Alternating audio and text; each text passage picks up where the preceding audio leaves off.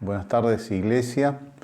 Quisiéramos en esta tarde meditar en la palabra de Dios y especialmente en un salmo que nos relata la experiencia de un hombre creyente y que seguramente es algo que posiblemente nos haya pasado, nos pase o nos esté pasando también a muchos de nosotros. El salmo es el Salmo 42 y podríamos ponerle diferentes títulos a esta meditación. Podríamos hablar de la sed del alma, podríamos hablar de la depresión, el abatimiento en el corazón del creyente. Podríamos a su vez hablar de la sed y del abatimiento en el alma del creyente. Vamos a leer en la palabra de Dios en el Salmo 42 esto que estamos diciendo y que dice así: como el ciervo brama por las corrientes de las aguas, así clama por ti, oh Dios, el alma mía. Mi alma tiene sed de Dios, del Dios vivo. ¿Cuándo vendré y me presentaré delante de Dios? Fueron mis lágrimas mi pan de día y de noche, mientras me dicen todos los días: ¿dónde está tu Dios? Me acuerdo de estas cosas y derramo mi alma dentro de mí, de cómo yo fui con la multitud y la conduje hasta la casa de Dios, entre voces de alegría y de alabanza del pueblo en fiesta.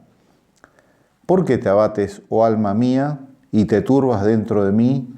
Espera en Dios, porque aún he de alabarle, salvación mía y Dios mío.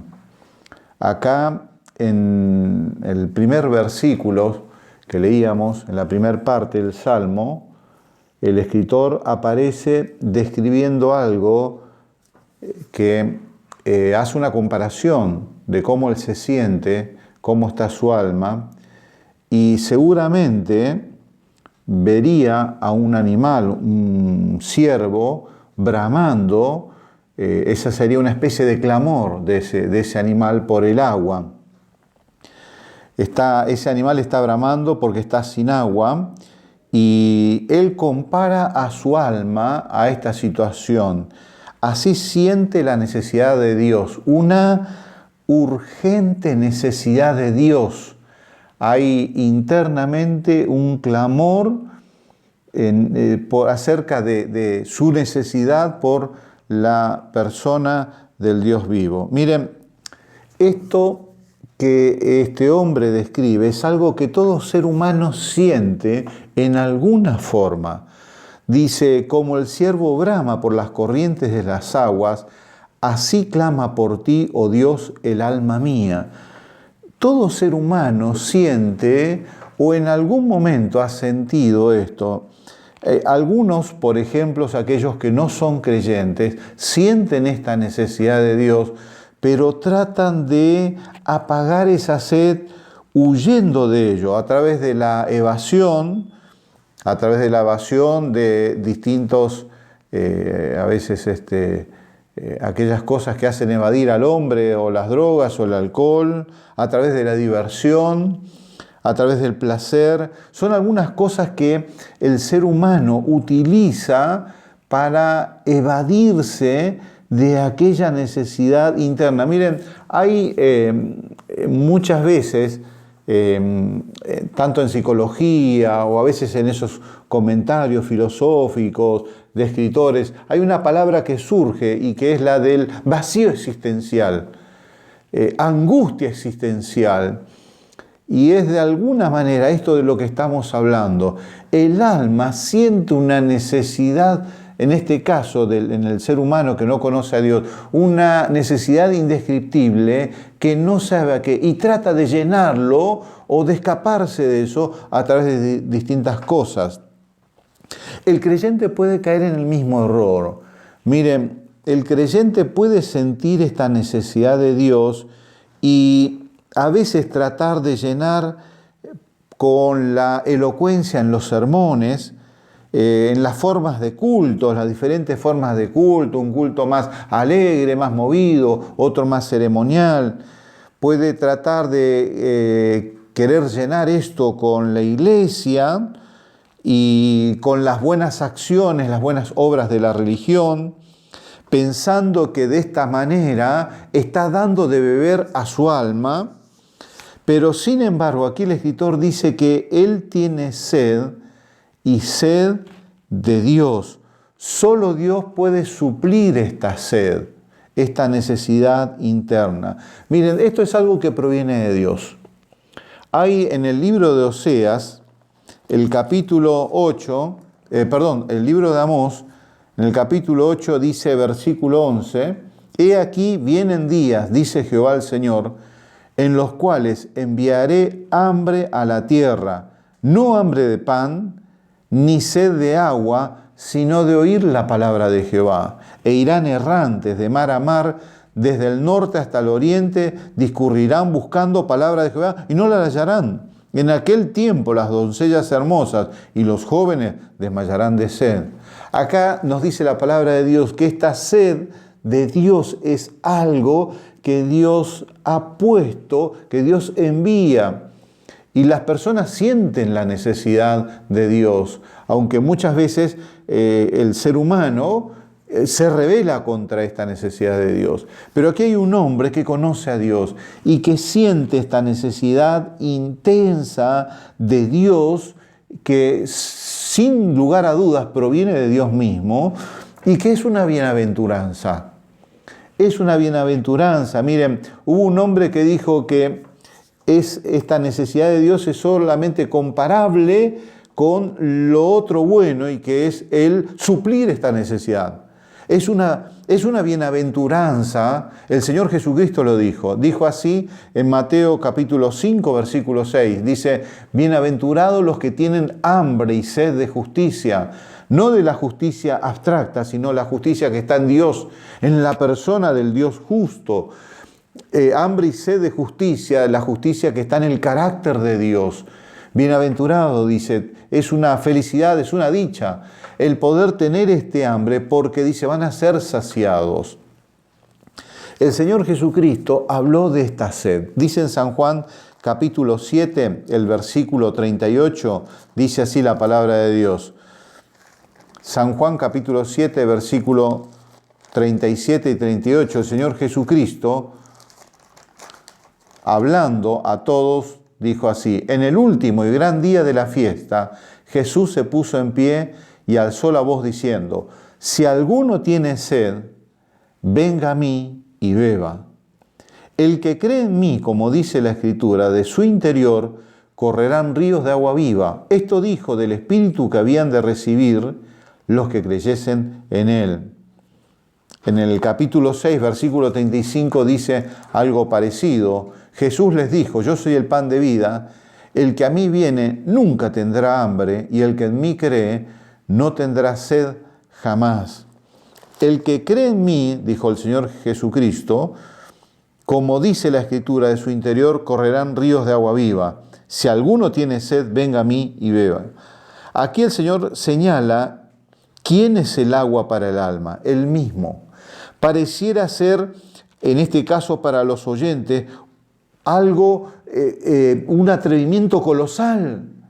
Era Dios mismo quien se presentaba en el Antiguo Testamento como el único que podría saciar la sed del alma. Sin embargo, Jesucristo se presenta aquí en los días en que Él estuvo sobre la tierra como aquella agua que podría saciar la sed del alma. Si alguno tiene sed, venga a mí y beba. El que cree en mí, dice, nunca más tendrá sed.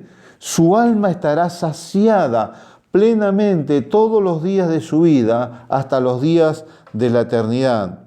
Ahora, uno podría argumentar muchas veces las diferentes etapas de la vida que uno transcurre. Un hombre mayor podría decir, soy un anciano. Un niño podría decir, Señor, yo soy un niño. Una mujer podría presentar su condición, sus distintas ocupaciones. Sin embargo, el Señor se presenta a sí mismo como el agua para cualquier persona, en cualquier condición, en cualquier situación. Es un desafío. Se presenta como el agua que calma la sed y esto es como un desafío. Está allí, la fuente está allí. El desafío es si voy y lo bebo. El desafío a beberlo. Miren, ¿cómo se bebe? ¿Cómo puede uno beber esta agua? El Señor lo dijo. Dice, el que en mí cree no tendrá sed jamás. ¿Cómo hemos de incorporar esa agua a nuestra alma? Miren, el apóstol Pablo nos dice en el libro de Gálatas, dice, ¿cómo recibiste el Espíritu? Les dice a los creyentes, por medio de la fe. Dice, ¿recibieron el Espíritu por hacer cosas buenas o recibieron el Espíritu por creer? Por creer, por tener fe en las buenas noticias del sacrificio de Jesucristo, por tener fe en Jesucristo. Bueno, esta es la forma donde Jesucristo dice que es la manera de beber esa agua, confiando en Él. Dice la palabra de Dios, las cosas materiales solo sirven para el ámbito material. La parte espiritual que necesita ser saciada, que siente sed de Dios y que puede ser saciada, solamente puede suplirla el Señor Jesucristo, y la forma de beber de Él es a través de la fe, de confiar en Él como Señor y Salvador. Volvemos al Salmo, nos dice en el versículo 2, dice, mi alma tiene sed del Dios vivo. ¿Cuándo vendré y me presentaré delante de Dios? Esta es la siguiente pregunta que este hombre se hace, el deseo de presentarse delante de Dios. El que tiene sed desea presentarse delante de Dios. Seguramente si este hombre es, como dice el título, uno de aquellos hombres que servían al templo, uno de los levitas, seguramente su razonamiento tendría que ver con que ellos venían al templo que estaba en Jerusalén y allí se presentaban delante de Dios, porque ahí se manifestaba la presencia de Dios. Pero el deseo de este hombre no era solamente ir a participar de un culto, sino presentarse delante de Dios. El alma que busca a Dios necesita presentarse delante de Dios. Es su deseo buscar a Dios y estar delante de Dios. Dice, fueron mis lágrimas, mi pan de día y noche, mientras me dicen todos los días, ¿dónde está tu Dios? Me acuerdo de estas cosas y derramo mi alma dentro de mí, de cómo yo fui con la multitud y la conduje hasta la casa de Dios entre voces de alegría y de alabanza del pueblo en fiesta. Él comienza a recordar otros momentos en donde había gozo en su corazón. Dice, habían voces de alegría y de alabanza del pueblo en fiesta. Iban al templo de Dios a alabar a Dios y había alegría en su corazón. Miren, toda persona tiene que tener, y ahora vamos a ver el versículo siguiente, en los tiempos de crisis espiritual, tiene que tener referencias en el pasado de momentos buenos pasados con Dios. Esto alivia. Tener momentos pasados con Dios en los cuales uno pudo percibir el gozo de la presencia de Dios, alivia al momento siguiente en el cual surge esta otra pregunta que él se hace en el versículo 5. Dice, ¿por qué te abates, oh alma mía, y te turbas dentro de mí? Él se hace una pregunta, está hablando consigo mismo y se pregunta y se examina y ve que hay algo que sobrepasa a las preocupaciones cotidianas. Él se ve abatido y se ve turbado. Pero él se pregunta, ¿por qué?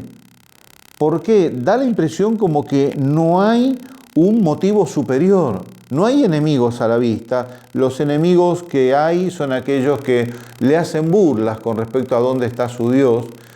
Pero no hay una persecución, como otros salmos, no hay una persecución en la cual su vida está en peligro.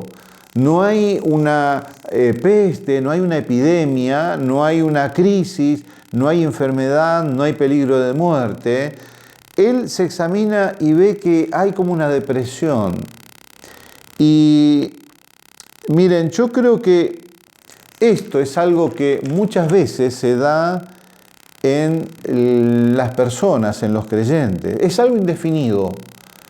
No sabemos por qué, pero quizás un día nos levantamos y estamos como desanimados, decaídos, estamos, como dice este hombre, abatidos o a veces turbados.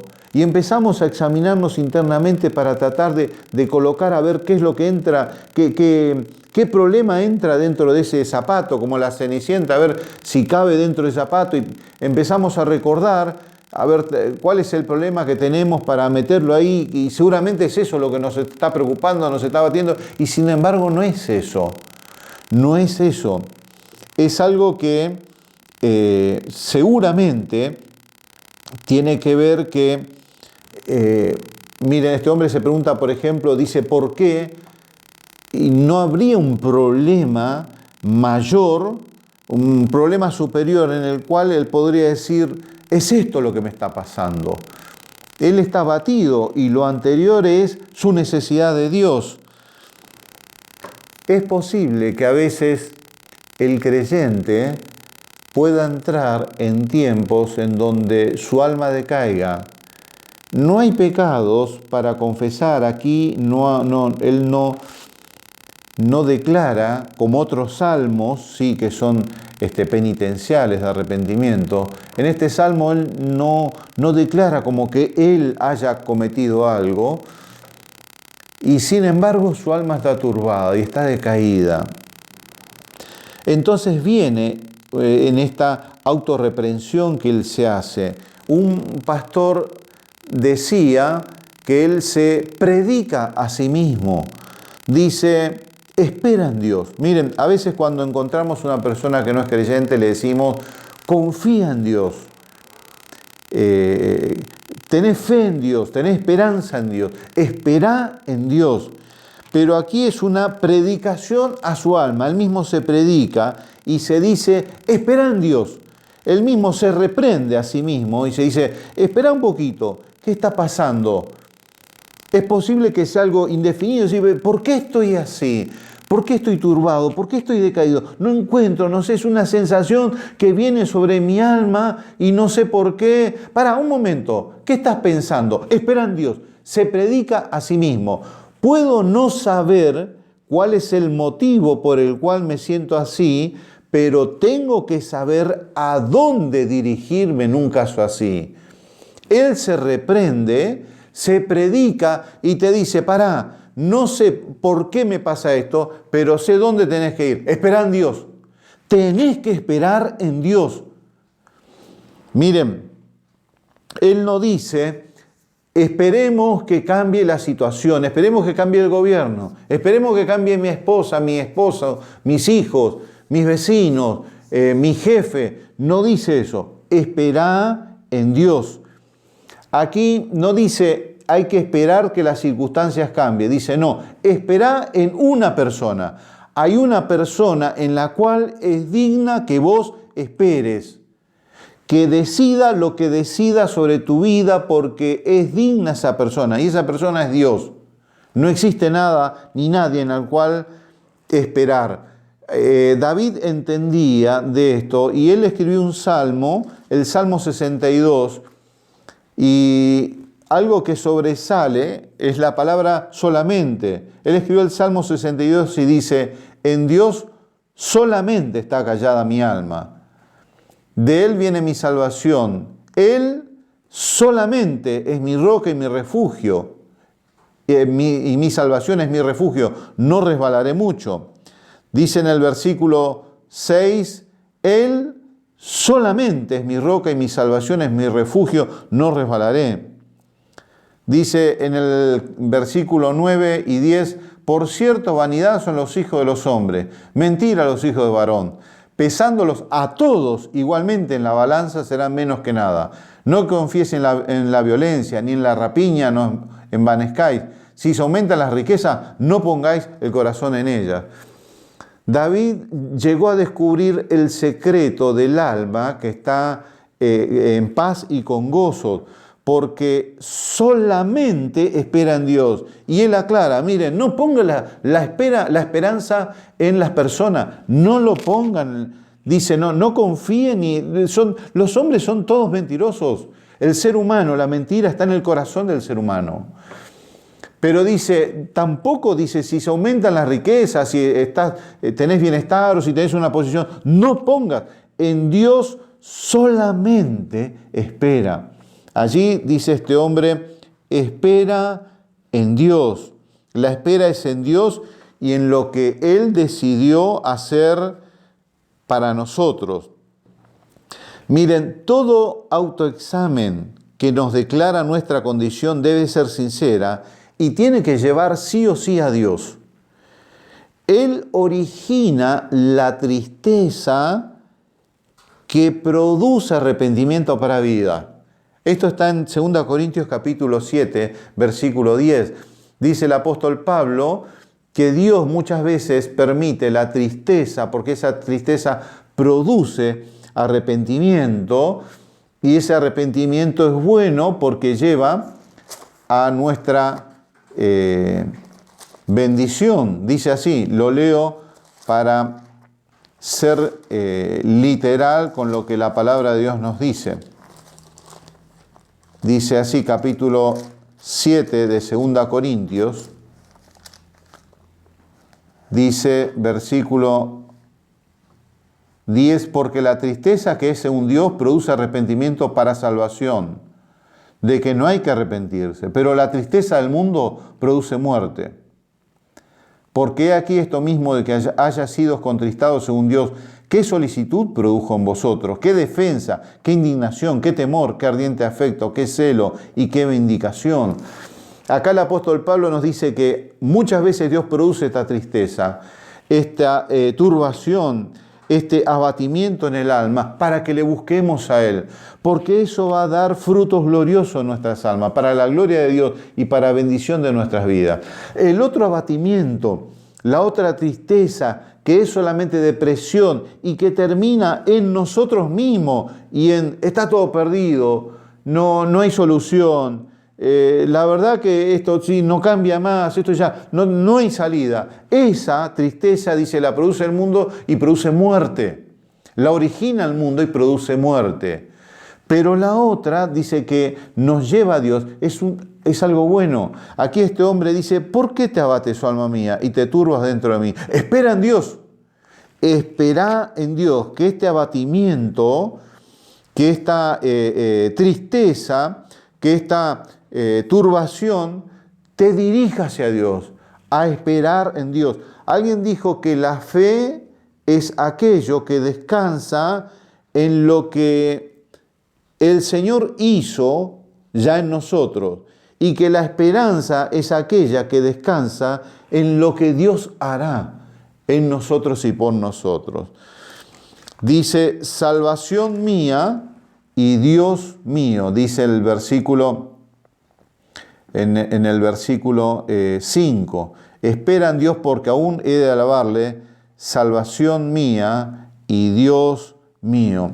Dios es digno de esperar en Él. ¿Por qué? Porque Dios es fiel y la Biblia nos dice que no nos dejará ni nos desamparará. Dios es digno de esperar en Él porque no nos va a dejar ni nos va a desamparar. Dios es digno de esperar en Él porque es poderoso. Dice la Biblia que Él es poderoso para hacer todo cuanto ha prometido. Esto está en el libro de Romanos capítulo 4, versículo 21. Y Dios es digno de esperar porque no está muy lejos de nosotros, está cerca. Esto es un misterio que el apóstol Pablo lo escribió en el libro de los Hechos, Lucas lo escribió en el libro de los Hechos, en una predicación del apóstol Pablo, lo afirma así, capítulo 17, el libro de Hechos, versículo 27,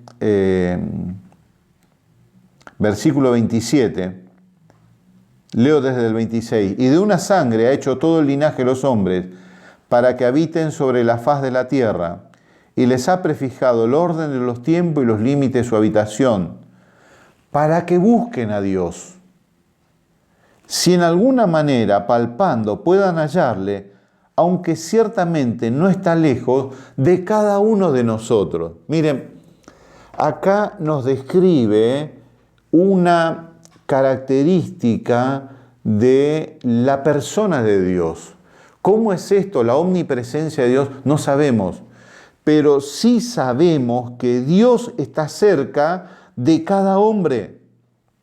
Es posible que esté en la cárcel, es posible que esté en un hospital, es posible que esté caminando. Allí está la ama de casa en su casa, el joven que va a la facultad, el adolescente que está estudiando, el niño. No está lejos. Y hasta palpando uno puede hallarle porque está, dice, al alcance de la mano. No está lejos. Dios es digno de esperar porque no está lejos. Por eso este hombre, el escritor del Salmo 42, dice, espera en Dios. Estás turbado, estás ahí con esa depresión en el alma, estás con esa tristeza. Espera en Dios, sea cual fuera el origen. Allí ese hombre se preguntaba, ¿por qué? ¿Por qué estoy así? ¿Será por este anhelo de ver a Dios? Ojalá. Pero pudiera ser que es otro motivo, otra razón, y uno no encuentra la respuesta. Pero aunque no encontremos la respuesta de por qué estamos así, que sí hagamos como este hombre, nos prediquemos a nosotros mismos, nos reprendamos. ¡Pará! Esperá en Dios. Esperá en Dios. Porque Dios es digno de esperar, Dios es fiel, Dios cumple lo que ha prometido, Dios es poderoso, tiene poder para cumplir. Y Dios está cerca de cada uno de nosotros. Salvación mía, dice este hombre. Dios una vez nos salvó cuando confiamos en Jesucristo. Nos dio la salvación eterna a través de haber confiado en su Hijo como quien fue aquel que cargó con nuestras maldades sobre sí mismo en la cruz. Cuando creímos eso, de acuerdo a su promesa, nos salvó, nos perdonó. Pero continuamente, día tras día, sigue salvándonos. Muchos de los que le hemos conocido damos testimonio de eso. Hemos pasado por circunstancias, por días en donde las cosas, los problemas o a veces los interrogantes o a veces sin tener un porqué, el abatimiento, la turbación, el decaimiento, el desánimo, se levantaban delante nuestro como aquellas montañas gigantes y que parecieran que nunca la podíamos escalar. Y sin embargo Dios nos salvó de eso, porque a pesar de nuestra debilidad, en nuestra quizás desesperación, acudimos a Él y el Señor nos salvó. Lo hizo ayer, lo hizo hoy. Esperamos que lo siga haciendo mañana. Ojalá que podamos nosotros también aferrarnos a este Dios y esperar en Él. Que esta sed que todo hombre tiene pueda llevarnos a Él y que podamos esperar en Él. Que así sea. Amén.